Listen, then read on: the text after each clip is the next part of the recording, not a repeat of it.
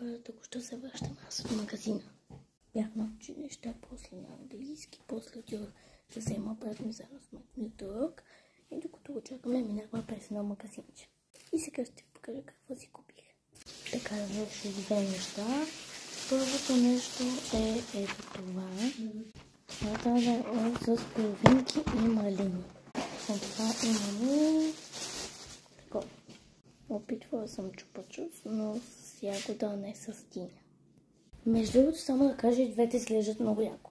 Но сега взех чупа-чупса, защото искам първо да опитвам. Наистина съм опитвала само с ягода, не съм опитвала с диня. С ягода му дадох 10 от 10, в Snapchat съм снимала. Не беше окей това, ама е любимото ми нещо. Мирише между другото на... Не мога да го опиша. Описах го. Буквално...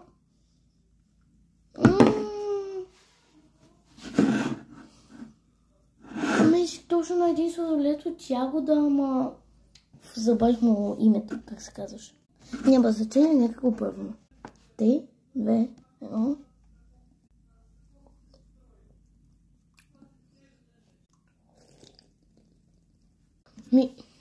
Много е странно. Я пак... Реално, много е вкусно. Просто ми е странно. Защото не съм пила този вкус. Но му дам 10 от 10. Просто е странно. Взехме ореото и сега отиваме пак в стаята за да пробваме. Ме питате просто защо идвам тук, просто малко много по телефона и да не ви преча. Чакайте малко, СМР.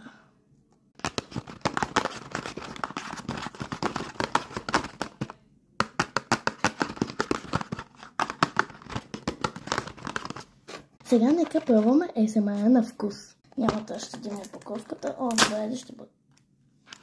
Вече е късно.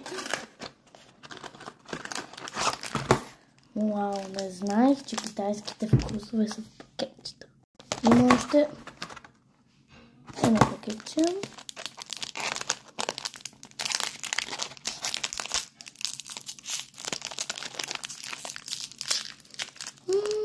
Между другото, беше точно на маленькия половин. Нека го отвориме. Между другото, много добре го отворих и не се щупи. Уникално ще е това. Уникално ще е това, просто ви казах хора. Чакайте втора част, за да опитаме и тази бисквитка.